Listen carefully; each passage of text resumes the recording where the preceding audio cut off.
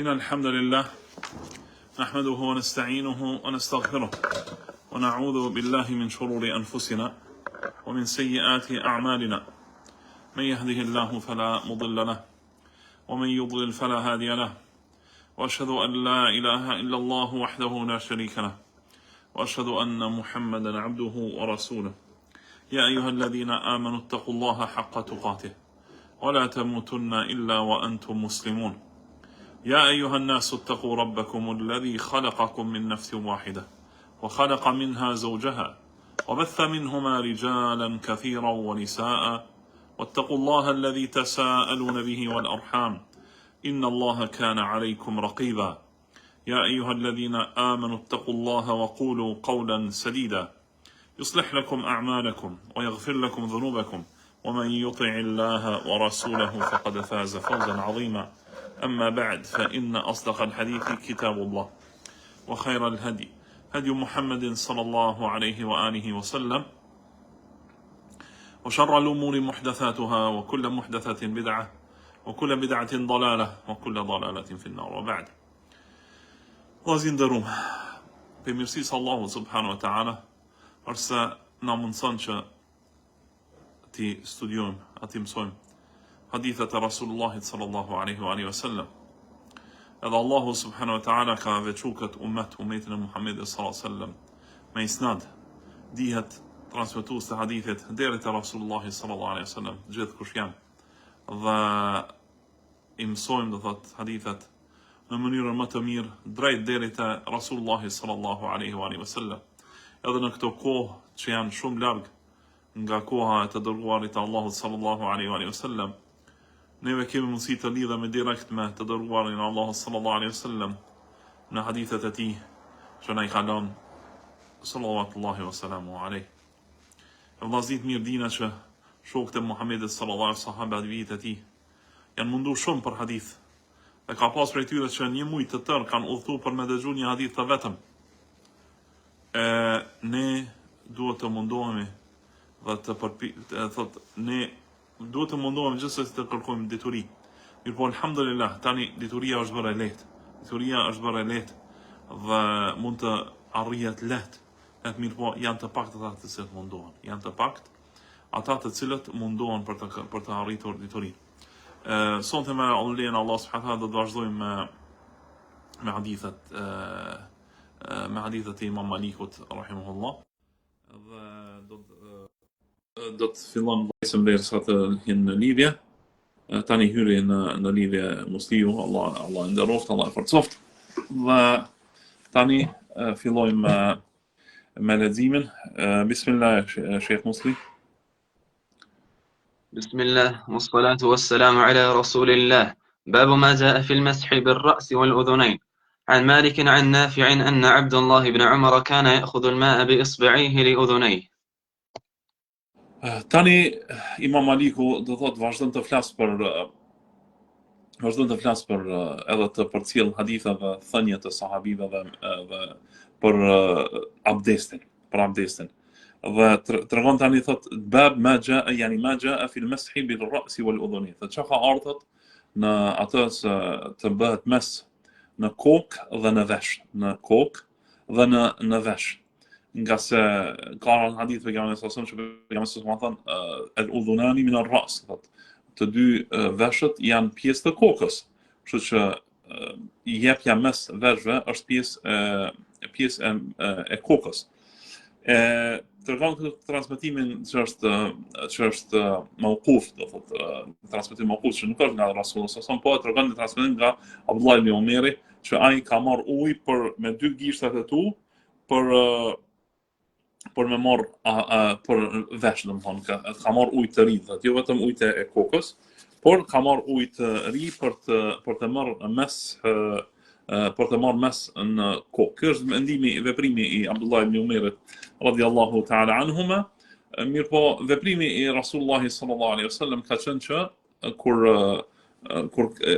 me ata ujë që e ka dhënë mes kokës, me të njëjtin i ka dhënë edhe veshëve sallallahu alaihi wa alihi wasallam. Akmil barakallahu fik. أحسن الله إليكم. عن مالك أنه بلغه أن جابر بن عبد الله الأنصاري سئل عن المسح على العمامة فقال لا حتى يمسح الشعر بالماء. Po, tani flet diçka tjetër që ka të bëj me meshin në çalm apo turban apo shami që vendoset në kokë. Po çalma, sikur hoxhallar që e vënojnë çalmën në kokë, apo shamia që e vënojnë gratë në kokë, a bëhet mesh në to, në to. Ka në hadith që të pejgamberit sallallahu alaihi wasallam që është në Sahih Muslimit se thot pejgamberi sallallahu alaihi wasallam i ka dhënë mesh çalmës, do imamës. Dhe kjo është argument që edhe gratë nuk thot nëse kanë marrë abdes edhe burrat, do thotë nëse kanë marrë abdes kur e kanë vendos çalmën apo gratë kur e kanë vendos shamin, nuk kanë nevojë pastaj ta heqin atë kur të marrin edhe. Son mjafton vetëm për mbi i shkojnë, thotë për mbi nga se është vështirësi thotë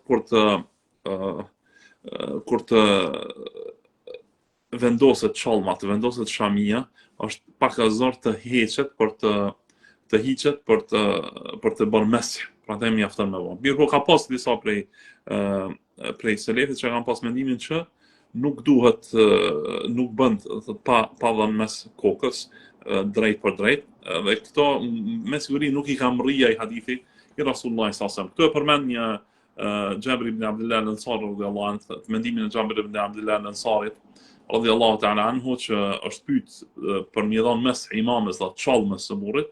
E ka thënë jo, nuk bën për derisa t'i jepsh mes do thot kokës, t'i jep mes flokëve drejt për drejt. Mirë, po thash kjo nuk i kam rri hadithi. Akmil barakallahu fik. أحسن الله إليكم. عن مالك عن هشام بن عروة أن أباه عروة بن الزبير كان ينزع العمامة ويمسح رأسه بالماء. أكمل. عن مالك عن نافع أنه رأى صفية بنت أبي عبيد امرأة عبد الله بن عمر تنزع خمارها وتمسح على رأسها بالماء ونافع يومئذ صغير. أكمل. قال يحيى وسئل مالك عن المسح على العمامة والخمار فقال لا ينبغي أن يمسح الرجل ولا المرأة على عمامة ولا خمار وليمسح على رؤوسهما. نعم. Këtu tani I përmendit 3 mendime të 3 sahabëve dhe të 2 sahabëve dhe një të Malikut rahimahullah.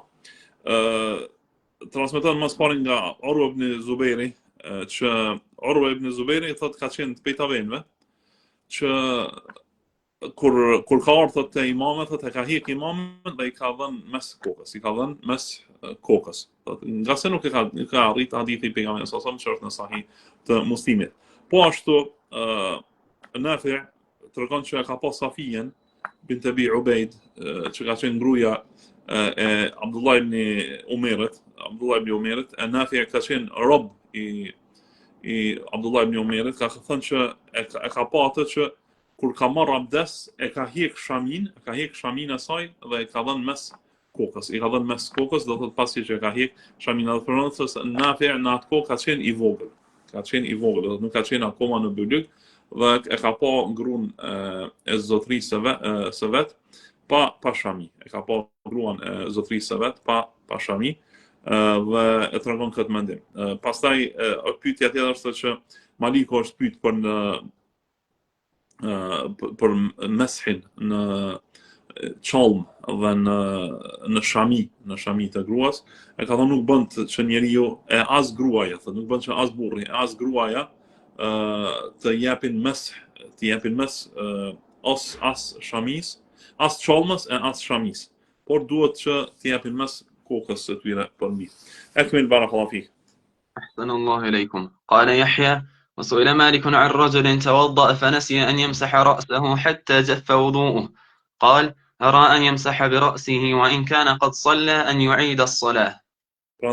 Prapë është pyet Maliku rahimahullah që një njeri ka harruar të jep mes kokës, të jep mes kokës në abdest. Do të ka marrë abdest dhe ka harruar më jep mes kokës. Imam Maliku çfarë ka thënë? Ka thënë që e ka mendimin që të kthehet të jep mes kokës dhe nëse është fal ta përsërisë namazin. Thotë kjo thotë aty e kanë pyet thotë dikush ka harruar më jep mes kokës dhe ju ka kujtu pasi që i është tha abdesti, që është ka marrë abdest, pastaj është tha trupin nga abdesti.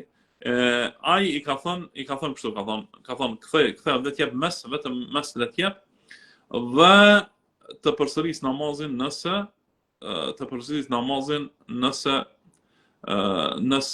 është fal. Nëse është fal nga se nuk ka abdest, ka lënë diçka mangu nga abdesti, ka lënë diçka mangu nga abdesti, me cilën thot prishet abdesti dhe nuk bën të bëhet kjo veprim. Mendimi i Imam Malikut rahimullah është i bazuar në atë që nuk kushtëzohet në abdest të bëhen punë një nga një, do thotë të bëhen punë e vazhdueshme, të ketë vazhdueshmëri në abdestat. Ky është mendimi i tij rahimahullah, që nuk është obligim vazhdueshmëria në abdest. Mirëpo veprimi me këtë ai nuk i ka arrit hadithi i pejgamberit sallallahu alajhi wasallam që ka pa një njeri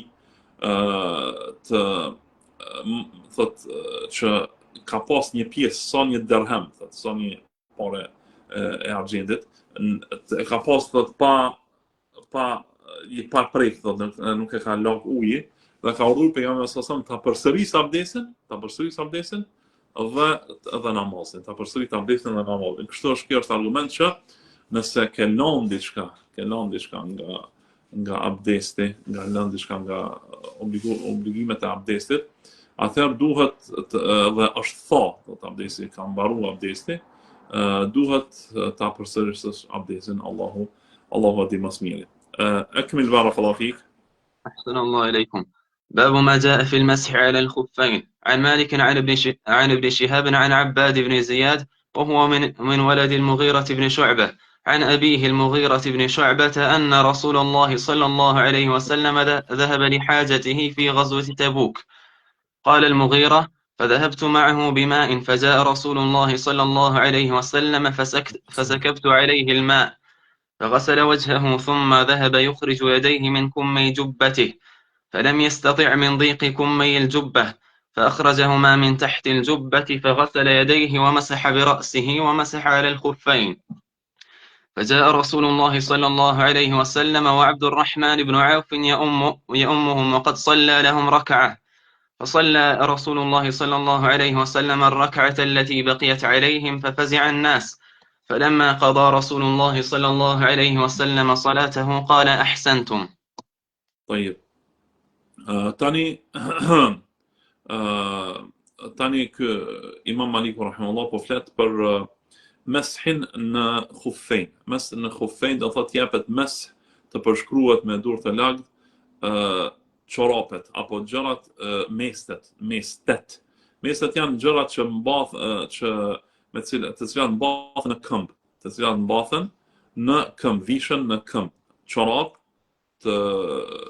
që janë nga lëkura, mestet e lëkurës, apo çorap të bërë nga pëlhura, nga leshi, nga gjëra tjera. Mestet janë prej lehtësimeve të Allahut subhanahu wa taala për këtë ummet. Janë prej lehtësimeve të Allahut për këtë ummet. Dhe pasi që janë lehtësim, mestet mund të jenë të lëkurës, mund të jenë po ashtu mund të jenë të pëlhurës, të leshit, të mëndafshit, jo të mëndafshit për burra zvën, po për grabën, të pambukët e këto gjëra tjera. Sidoqoftë, mestet në vetvete, çfarë do mestet që mbulojnë këmbën, mund të përdoren për mese. Mughira ibn Shu'ba rahimahullah radiyallahu ta'ala anhu, prej shokëve të Muhamedit sallallahu alaihi wasallam, tregon që pejgamberi sallallahu alaihi wasallam në betejën e Tebukut, betejë e Tebukut ka qenë në fund të jetës së pejgamberit sallallahu alaihi wasallam. Kjo tregon për argumenteve që ky veprim ka qenë në deri në fund të jetës së pejgamberit sallallahu alajhi wasallam. Thotë që pejgamberi sallallahu alajhi wasallam ka shku për të bërë nevojën. Ka shku për të bërë nevojën sallallahu alajhi wasallam. Dhe thotë dhe kam shku thotë mbrapa atij thotë me ujë. Kam shkuar mbrapa atij me ujë. Thotë atëherë pejgamberi sallallahu alajhi wasallam është kthyer thotë dhe i kam hedhur ujë të marr abdes. Thotë dhe e lajti fytyrën, pastaj është mundua thotë që t'i nxjerr duart nga gjybja. Ka pas pejgamberi sallallahu alajhi wasallam një gjybe të vesh. Dhe ka pas gjybe sikur lloj palltoje diçka të tillë dhe është mundu ti nxjerr durt kështu nga gjyba. Mirë po s'ka pas mundësi thot nga se mëngët e asaj gjybes kanë qenë shumë të ngushta shumë. Pastaj çka ka bëu pejgamberi sallallahu alajhi wasallam, i ka shtit durt mrena edhe i ka nxjerr prej brenda gjybes i jashtë, i ka qit durt edhe ka marr i ka la duart sallallahu alaihi wasallam. Pastaj thot i ka dhënë mes kokës, sallallahu alaihi wasallam. Pastaj thot i ka dhënë mes mesteve, thot çorapave, ato që i ka pas moth sallallahu alaihi wasallam. Thot pastaj thot pejgamberi sallallahu alaihi wasallam është kthy te shokët e tij dhe i ka gjetë që ata kanë qenë duke u fal. Që namazi ka qenë i sabahut. Kanë pritë pejgamberi sallallahu alaihi wasallam është vënë dhe ngritën falet. Kush ka dalë imam? Ka dalë imam Abdulrahman ibn Auf radiyallahu ta'ala anhu. E pejgamberi sallallahu alaihi wasallam dhe ka fal një rekat, ata kanë plotësuar të rekat, pejgamberi sallallahu alaihi wasallam i ka arrit në rekatin e dytë. Dhe pejgamberi sallallahu alaihi wasallam është fal mbrapa Abdulrahman ibn Aufit. Kjo është për rasteve shumë të rralla ku pejgamberi sallallahu alaihi wasallam është fal imam mbrapa dikujt. Kjo është një rast prej tyre. Abdulrahman ibn Aufi ka dalë imam dhe pejgamberi sallallahu alaihi wasallam është fal mbrapa tij dhe e ka plotësuar një rekat që i ka mbet. Sallallahu alaihi wasallam.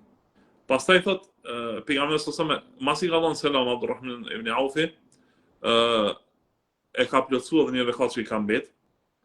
Thot edhe njerëzit janë shqetësuar. Njerëzit janë frikësuar dhe janë shqetësuar. Thot çka ka ndodhur që mos na udhëheq pejgamberi sallallahu alaihi wasallam dhe janë frikësuar se kanë bërë gabim, që se kanë prit Muhammedin sallallahu alaihi wasallam dhe janë fal kanë dalë imam.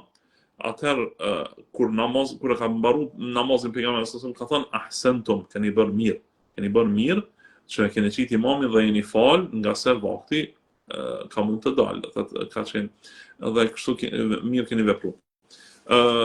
Për këtij hadithi po ashtu ulemat kanë marrë që në këtë rast, siç duket, Muhamedi sallallahu alaihi wasallam nuk ka përdor ujë pas nevojës së tij, nuk ka përdor ujë për pastrim pas nevojës, nga se Mughira nuk tregon që pejgamberi sallallahu alaihi wasallam ka marrë enën e ujit me vete kur e ka shkum ta mbaroj ta bëj nevojën sallallahu alaihi wasallam. Por është siç duket është pastruar me gur sallallahu alaihi wasallam. Pastaj me ujë ka marrë abdes nga se kanë qenë në udhtim, dhe uji është i pakt. Allahu e din më së miri. Allahu e din më së miri për këtë punë. أكمل بارك الله فيك. أحسن الله إليكم. عن مالك عن نافع وعبد الله بن دينار أنهما أخبراه أن عبد الله بن عمر قدم الكوفة على سعد بن أبي وقاص وهو أميرها، فرآه عبد الله بن عمر يمسح على الخفين فأنكر ذلك عليه، فقال له سعد: سل أباك إذا قدمت عليه. فقدم عبد الله فنسي أن يسأل عمر عن ذلك، حتى قدم سعد فقال: أسألت أباك؟ فقال: لا. قال: فسأله عبد الله، فقال عمر: إذا أدخلت رجليك في الخفين وهما طاهرتان فامسح عليهما. قال عبد الله: وإن جاء أحدنا من الغائط؟ فقال عمر: نعم، وإن جاء أحدكم من الغائط. نعم. Maliki rahimahullah tani tregon një rast kur Abdullah ibn Umeri ka shku në Kufe. Kufe është një qytet në Irak, në jug të Irakut. Dhe është ka shku te Sa'd ibn Abi Waqqas radhiyallahu ta'ala anhu. Sa'd ibn Abi Waqqas është një nga 10 të përgëzuarit me xhenet për shokët e pejgamberit sallallahu alaihi wasallam. Dhe ai ka qenë emiri i Kufës në atë kohë, emiri i Kufës nga Omer radhiyallahu ta'ala anhu. Thot edhe Abdullah ibn Umeri thot e ka pa që Sa'di i ka dhënë mes çorapeve të tij, do thot mesteve të tij. Mesteve të tij që mund të kanë qenë të lëkurës, apo mund të kanë qenë të materiale, thot. Pastaj thot edhe atë thot Abdullah ibn Umeri thot u çudit. Edhe e kundërshtoi atë. Pse e ke bërë këtë punë? Pse e bëre këtë punë? E Sadi ka thënë, pyete babën tënd. Pyete babën tënd kur të kthehesh te ai. Kur të kthehesh te Medinë, pyete babain tënd Umerin radhiyallahu anhu. Atë thot Abdullah është kthyer në Medinë dhe ka harruar ta pyes babain e tij për të. Derisa erdhi Sadi. Derisa erdhi Sadi në Medinë, erdhi Sadi në Medinë. Dhe ka pyet, a ke pyet baban tënd? A ke pyet babën tënd? Ka thënë jo. Ka thënë atë thot e ka pyet Abdullahi babain e tij. E Umeri ka thënë, idha adkhalta rijlejke fil khuffejni wa huma tahiratani famsah alejhima. Çka ka thënë? Kur ti futesh këmbët tua në mestë thot, mestë të lkurës apo të materialit thot. E ata janë duke i pasur këmbët e pastërta, Qëllimi është duke i pasur këmbët që ke marrë abdes, pas mbarimit të abdesit. Atëherë thot jepi mes. Atëherë ka thënë Abdullah ibn Umeri, ka thënë edhe nëse dikush vjen nga nevoja e madhe, edhe nëse bën nevojën e madhe, ka thënë Umeri po, edhe nëse dikush vjen nga nevoja e madhe, edhe nëse do thot e bën nevojën e madhe, prap bën të bëhet kjo punë. Ata që kanë ulemaja kanë thënë pse Abdullah ibn Umeri e ka kundërshtuar Saadin për këtë veprim, dhe pse Saadi është prej sahabive të mëdhenj të pejgamberit sallallahu alajhi wasallam, Abdullah ibn Umeri prej sahabive të vegjël, është se Abdullah ibn Umeri ka menduar që meshi bëhet vetëm gjatë udhëtimit, e jo kur nuk je udhëtar. Ndërsa saktë është që bëhet edhe nëse je në shtëpi, edhe nëse je rahat në shtëpi, bëhet mesti. Për pejgamberi sallallahu alajhi wasallam ka treguar që udhëtari mund të jep mes 72 orë 3 net, ndërsa ai që është në shtëpi, është rahat në shtëpi, mund të jep një natë e një ditë, 24 orë. Allahu di më së miri. Akmil barakallahu fikum. Sallallahu alaykum. عن مالك عن نافع أن عبد الله بن عمر بال بالسوق ثم توضأ وغسل وجهه ويديه ومسح برأسه ثم دعي لجنازة ليصلي عليها حين دخل المسجد فمسح على خفيه ثم صلى عليها. نعم. Transmetim tjetër nga Abdullah ibn Umeri radhiyallahu ta'ala anhuma, se ai thot ka bërë nevojën e vogël në treg. Në treg do thotë qëllimi nuk është që e ka bërë thot mes para njerëzve në treg, por në vendin e caktuar ku ka qenë për nevojë në brenda tregut, në nevojtore që ka qenë në treg. Pastaj thot ka marrë abdes, e ka lavë fytyrën, dorën dhe i ka dhënë mes kokës. Pastaj thot është thirrur një xhenazë, është thirrur në një xhenazë. Xhenazja është në xhamin e pejgamberit sallallahu alajhi wasallam. Atëherë kur ka hyrë në xhami thot, atëherë thot i ka dhënë mes këtyre mesteve, i ka dhënë mes mesteve dhe është fal për xhenazë. Do të thotë kjo tregim që Abdullah ibn Umeri pasi që e ka kuptuar këtë gjë, pastaj edhe në Medinë ka bërë këtë veprim. Dhe i ka dhënë mes mesteve të tij. Akmil barakallahu fik. أحسن الله إليكم. عن مالك عن سعيد بن عبد الرحمن بن رقيش الأشعري أنه قال: رأيت أنس بن مالك أتى قباء فبال ثم أتي بوضوء فتوضأ فغسل وجهه ويديه إلى المرفقين ومسح برأسه ثم أتي بوضوء فتوضأ فغسل وجهه ويديه إلى المرفقين ومسح برأسه ومسح على الخفين ثم جاء المسجد فصلى. Transmetim tjetër, thotë të gjitha transmetimet që transmetuan deri tash janë mauqufe, do thotë veprimet e sahabive, pa u treguar nga Rasulullah sallallahu alaihi wasallam. Tregon të thotë që Sa'id ibn Abdurrahman ibn Ruqaysh e ka pa Anas ibn Malikin, shërptorin e pejgamberit sallallahu alaihi wasallam, të vinë në Kuba. Thotë e ka pa kur ka ardhur ai në Kuba. Kubaja është në një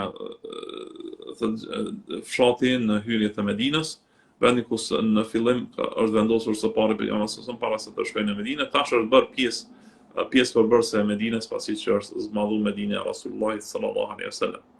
Pastaj thot Abdullah këti Anas ibn Malik thot e ka bërë nevojën e vogël. E ka bërë nevojën e vogël. Prapë në vendin e caktuar për nevojën e vogël thot. Pastaj thot i është sjell thot uji për abdes dhe ka marrë abdes. E ka la fytyrën, duart deri në bryla, i ka dhënë mes kokës, pastaj thot i ka dhënë mes mesteve dhe ka shku në xhami dhe është thonë. Ka shku në xhami është thonë, kjo është për argumenteve për me se si do të qoftë. Në zit mirë. Hadithi për mes në khufejn, thot mes në mestet të lëkurës, është transmetuar, është hadith mutawatir. Hadith që ka shkallën e saktësisht sikurse Kur'ani. Për mestet të lëkurës është transmetuar nga 70 prej shokëve të pejgamberit sallallahu alaihi wasallam. Ndërsa për mes në çorap që janë të lëkurave, çorap që janë prej materialit thot pambuk apo diçka tjetër, është transmetuar nga 18 prej shokëve të pejgamberit sallallahu alaihi wasallam. Thot nuk bën muslimanët të ketë asnjë dyshim për këtë. Akmil barakallahu fik. أحسن الله إليكم. قال يحيى: سئل مالك عن رجل توضأ وضوء الصلاة ثم لبس خفيه ثم بال ثم نزعهما ثم ردهما في رجليه أيستأنف الوضوء؟ قال لينزع خفيه ثم ليتوضأ وليغسل رجليه، وإنما يمسح على الخفين من أدخل رجليه في الخفين وهما طاهرتان بطهر الوضوء، فأما من أدخل رجليه في الخفين وهما غير طاهرتين بطهر الوضوء فلا يمسح على الخفين. Tani transmetohet një fetva nga Imam Maliku rahimahullah, që është pyet për një njeri që ka marrë abdest. Pastaj i ka mbath mestet, i ka vendos mestet. Pastaj e ka bërë nevojën e vogël. Pastaj pasi e ka bërë nevojën e vogël, i ka zbath mestet. Pastaj i ka mbath prap, i ka kthyer prap në këmbët e tij.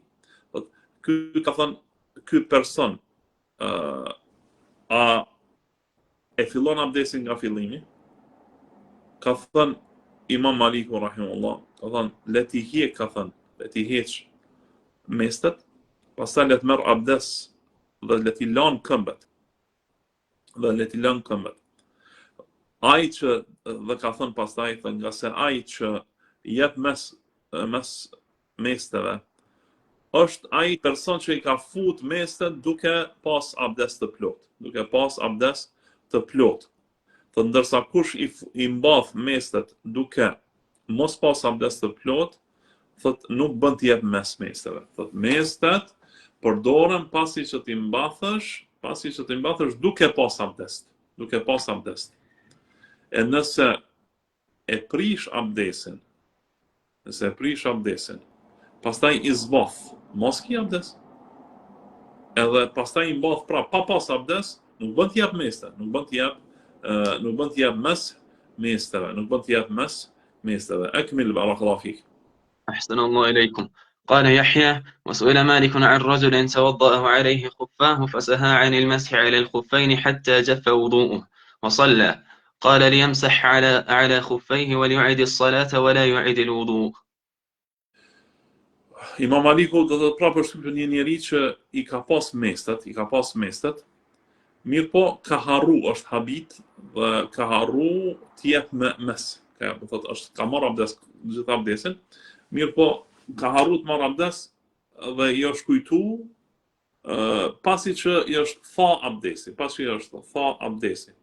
Ka thonë let jep mes mesteve dhe let ta përsërit namazin. Dhe s'ka nevojë ta përsërit abdesin. Në abdesin. Nuk ka nevojë ta përsërit abdesin. Ky është mendimi i Imam Malikut rahimahullah. Akmil barakallahu fik. أحسن الله إليكم. قال يحيى: سئل مالك عن رجل غسل قدميه ثم لبس خفيه ثم استأنف الوضوء، قال لينزع خفيه ثم ليتوضأ ويغسل رجليه.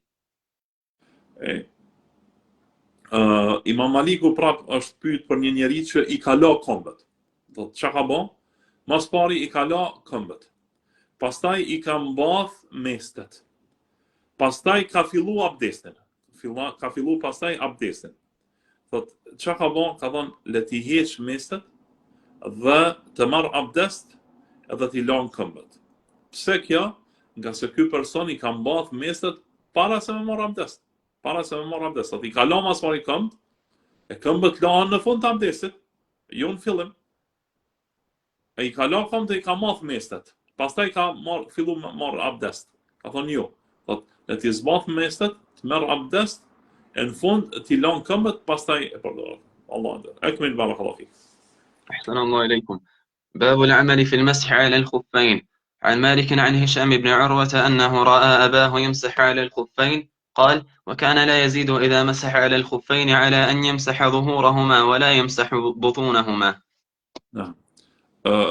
Maliku rahimullah tregon nga Hisham ibn Urwa se a ka pa baban e tij, Urwa ibn Zubairin, thotë që ka qenë biri I Zubairit, radhiyallahu Zubair ibn Awam, një prej 10 përgëzuar me xhennet.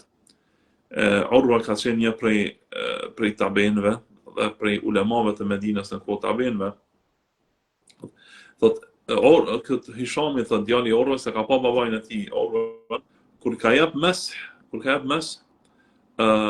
I ka dhënë mes vetëm pjesës së sipërme të këmbës, pjesës së sipërme të mesteve, jo pjesës së poshtme, por pjesës së sipërme, Bile, dhe kjo është sunneti. Sunneti është mesi të japet në pjesën e sipërme.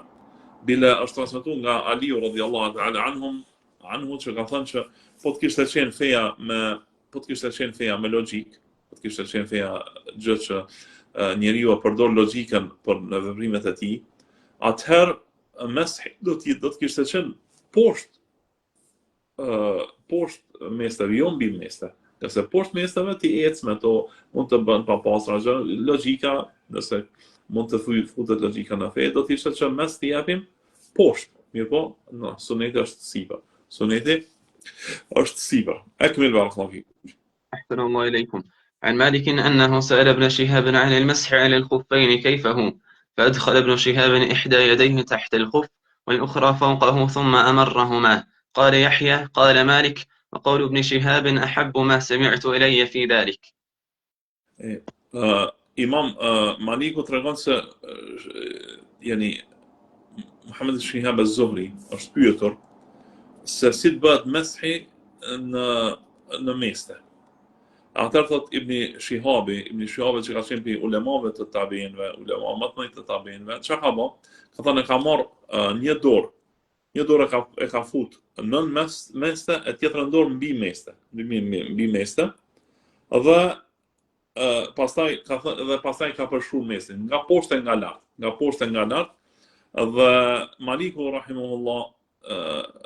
rahimullah ka thënë, kjo është gjëja më e dashur tonë që kam dëgjuar për këtë. Ky është mendimi I Ibn Shihabit dhe Imam Malikut rahimahullah. Mirë, po veprimi I pejgamberit sallallahu nuk është I tillë. Veprimi I pejgamberit sallallahu nuk ka qenë I tillë që të jepet mes edhe poshtë këmbës, edhe poshtë do thotë nën meste, po mes jepet vetëm mbi meste, nuk ka nevojë të jepet edhe poshtë meste. أكمل بارك الله فيك. أحسن الله إليكم. باب ما جاء في الرعاف.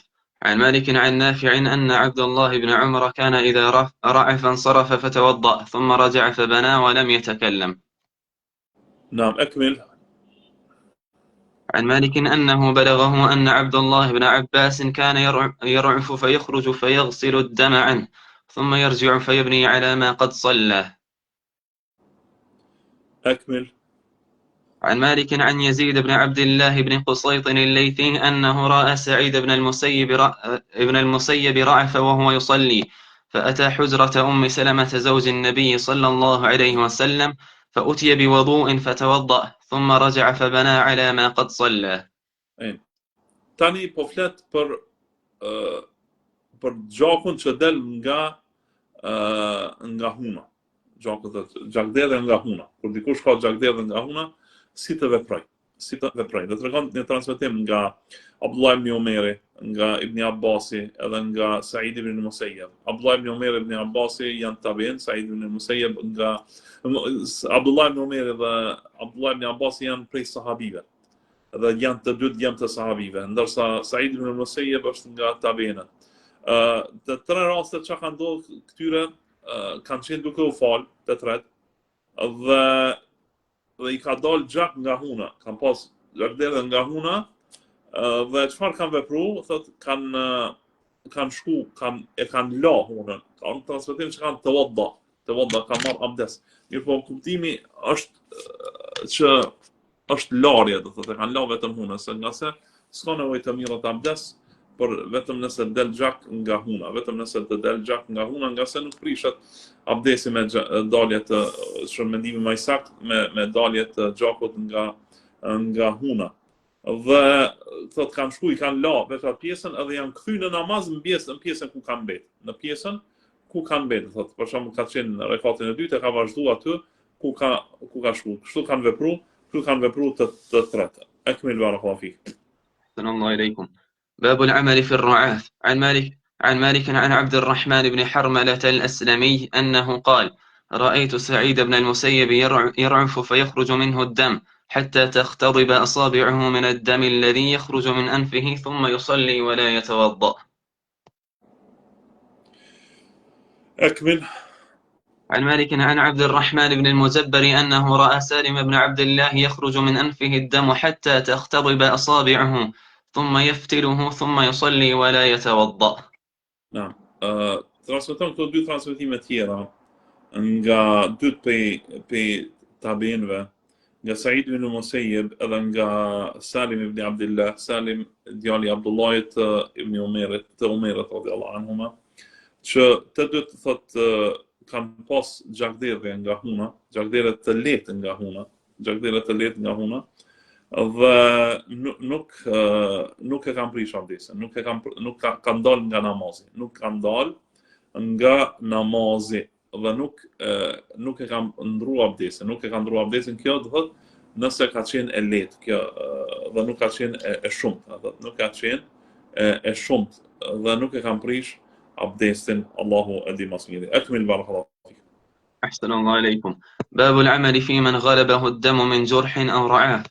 عن مالك عن هشام بن عروة عن أبيه عن المسور بن مخرمة أخبره أنه دخل على عمر بن الخطاب من الليلة التي طعن فيها فانقضى عمر لصلاة الصبح فقال عمر: نعم، ولا حظ في الإسلام لمن ترك الصلاة. فصلى عمر وجرحه يثعب دما. الله أكبر.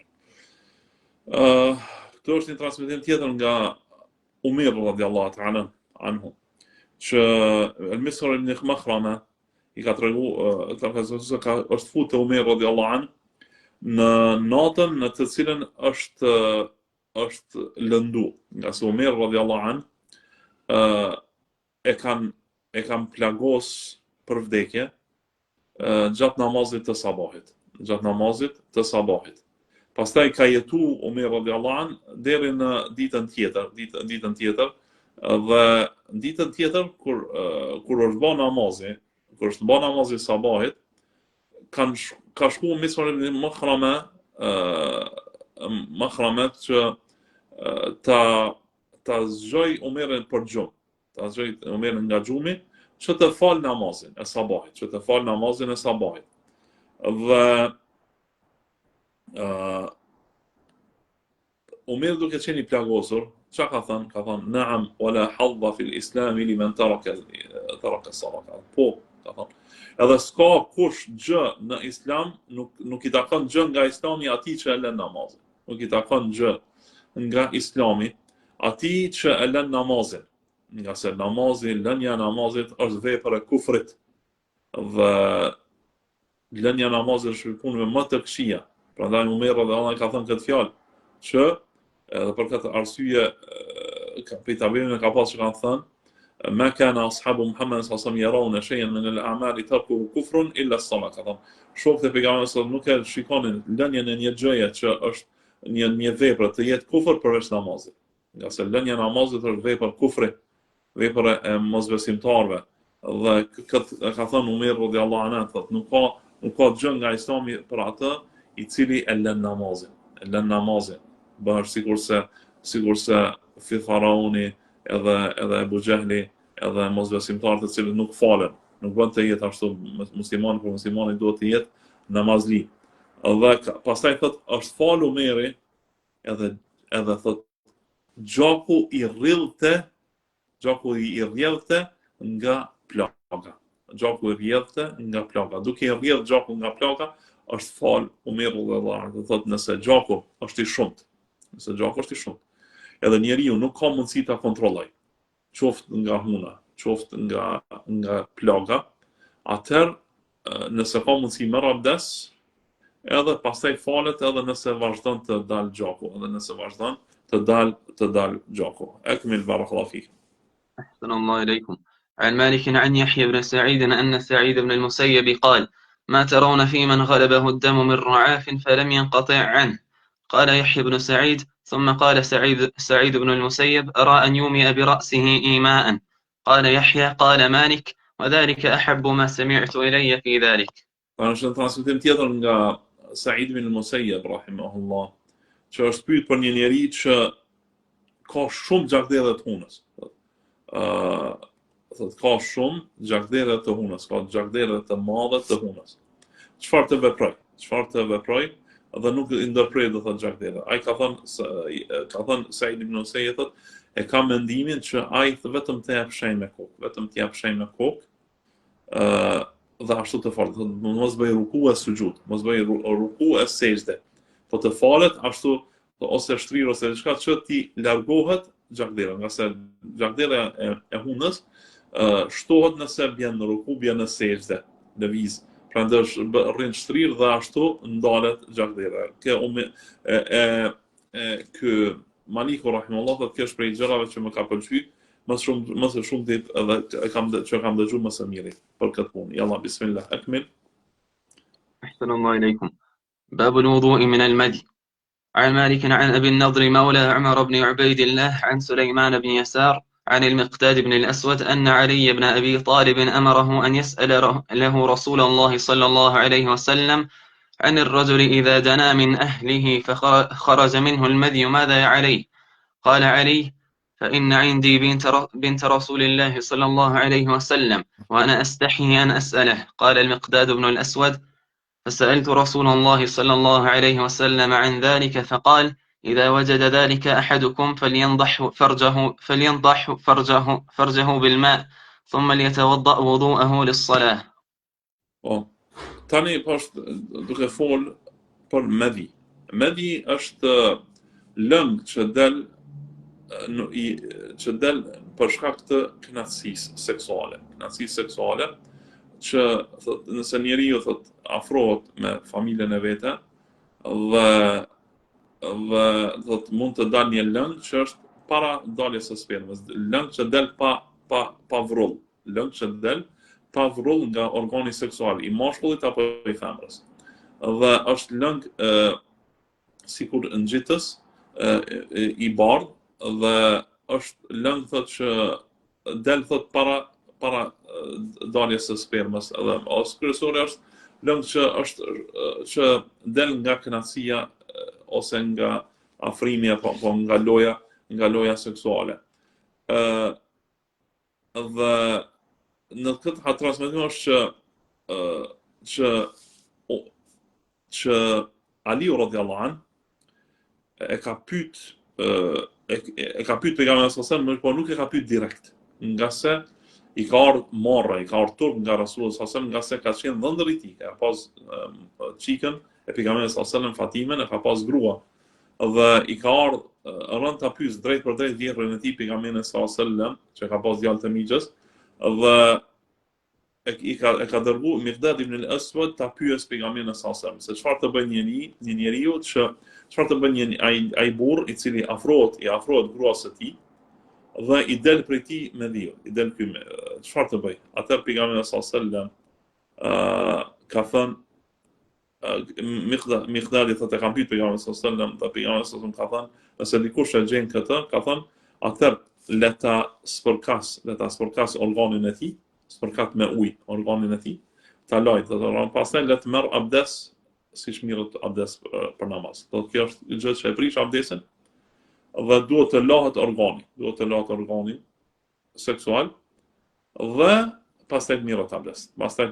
Tani kjo në vetvete është e papastër apo jo, ka kundërshtim mes ulemave. Mirë po si duket nga veprimi i pejgamberit nga thëniet e tij është që nuk është e papastër. Allahu e di më së miri. Nga se pejgamberi sallallahu alajhi wasallam nuk e ka urdhëruar Aliun radhiyallahu anhu që ta pastrojë edhe rrobën ku ka prek me dhiu. Nuk e ka, por e ka urdhëruar ta bëj vetëm këtë. Akmil barakallahu fik. أحسن الله إليكم. عن مالك عن زيد بن أسلم عن أبيه أن عمر بن الخطاب قال: إني لأجده ينحدر مني مثل الخريزة، فإذا وجد ذلك أحدكم فليغسل ذكره وليتوضأ وضوءه للصلاة، يعني المدي. Tani transmeton një transmetim mëktuar nga Umar ibn al-Khattabi radhiyallahu anhu, ka thënë që unë këtë evrej thotë që del nga unë dhe zbret nga unë, sikurse që është del guraleci i vogël sikur nga një inxhi e vogël që del, thotë guraleci i vogël kështu del, thotë zbret nga unë, kështu ka thënë. Thotë e kush të vrej nga ju këtë, thotë le të lanë thotë organin e tij, penisin e tij, dhe të marr abdes sikurse për namaz. Ata që kanë përmend në hadith është që Aliu radhiyallahu anhu ka thënë kuntu rajulan madhaan, ka thënë kam qenë një njeri që ka qenë madha, ka pas shumë këtë punë. Edhe Umar radhiyallahu anhu thotë e shoh veten që më del kjo, thotë në mënyrë sikurse guralecat e vogël të ngjisë ashtu.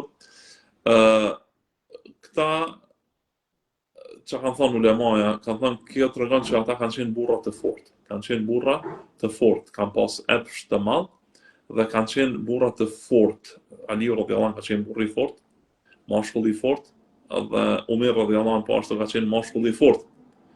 Kjo e tregon mashkullinë e tyre të fortë që kanë pas, radhiyallahu ta'ala anhuma. Akmil barakallahu fik. أحسن الله إليكم.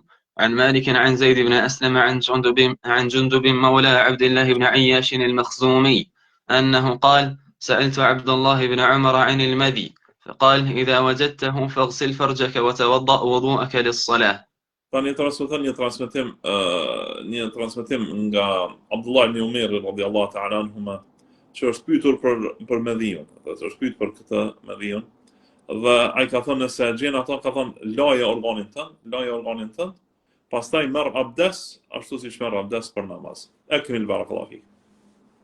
أحسن الله إليكم. باب الرخصة في ترك الوضوء من المدي. عن مالك عن يحيى بن سعيد عن سعيد بن المسيب أنه سمعه رجل يسأله فقال: إني لأجد البلل وأنا أصلي أفأنصرف؟ فقال له سعيد: لو سال على فخذي ما انصرفت حتى أقضي صلاتي. أكمل. عن مالك عن الصلت بن زييد أنه قال: سألت سليمان بن يسار عن البلل أجده، فقال: انضح ما تحت ثوبك بالماء والها عنه. نعم. Tani transmeton një kaptin tjetër ku është pyet a ka lehtësim që mos të bëhet pastrimi për shkak të medhi. Këta kanë përmend të dy raste tash kur për shembull nëse medhi është i vazhdueshëm. Dhe nuk mund të ndalet fare, thotë, sikurse dikush që e ka do thotë ujin, nuk i ndalet uji, thotë, nuk i ndalet urina. Dikujt mos të ndalet edhe kjo, edhe medhi, do thotë. Nëse ka atë rast në klinik që ndodh kjo, çfarë të veproj? I transmeton dy transmetime nga Said ibn Musayyib dhe Sulejman ibn Yasar, që janë pyet për njerëz në këtë mënyrë, ata dy ju kanë transmetuar se kanë pas njerëz që kanë pas shumë medhi. I kanë thënë vazhdoje namazin fal. Ata njëri ka thënë thotë e vrej këtë shumë dhe të lagështin të largon nga namazi, ka thonë jo. Ka thonë nëse do më kalonte nëpër kofshën time, nuk do ta prishja namazin. Po ashtu tjetër ka thonë vetëm spërkite pak me ujë atë që ke në rrobën tënde dhe falo dhe largoje nga i mendim. Kjo për shka nëse dikush e ka të tepër këtë dhe mund të bëhet vezvese. Ose është thot rastin e ka që e ka të shumt dhe nuk mund të ruhet nga ajo, ai llogaritet si dikush që ka udhër dhe ka arsye. Allah shpërbleft Sheikh Muslim, barakallahu fik. وصلى الله وسلم وبارك على نبينا محمد وعلى آله وصحبه وسلم. سبحانك اللهم وبحمدك أشهد أن لا إله إلا أنت أستغفرك وأتوب إليك.